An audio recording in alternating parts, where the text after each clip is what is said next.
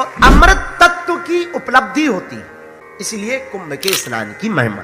एक प्रश्न और, किसी ने पूछा कि कुंभ में अखाड़ों की चर्चा आती है, ये अखाड़े कितने हैं?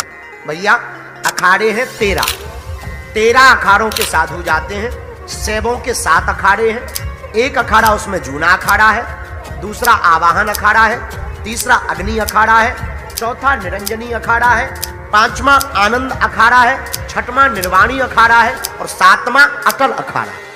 ये 7 अखाड़े हैं सेबों पर 3 अखाड़े हैं वैष्णव के 3 अखाड़े कौन कौन से हैं? निर्मोही अखाड़ा, हमारे जो दादा गुरुजी हैं आप निर्मोही अखाड़े के ही साधु।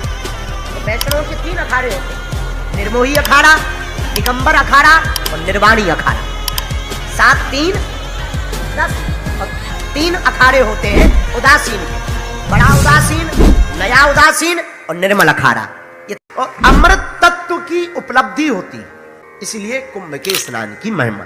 एक प्रश्न और, किसी ने पूछा कि कुंभ में अखाड़ों की चर्चा आती है, ये अखाड़े कितने हैं? भैया अखाड़े हैं 13 अखाड़ों के साधु जाते हैं।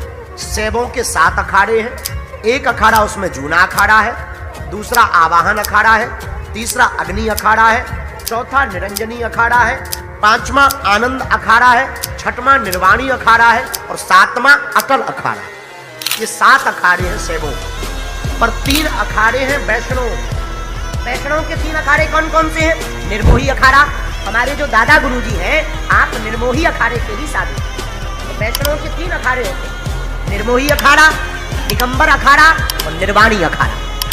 7 3 10 और 3 अखाड़े होते हैं उदासीन, बड़ा उदासीन, नया उदासीन और निर्मल अखाड़ा।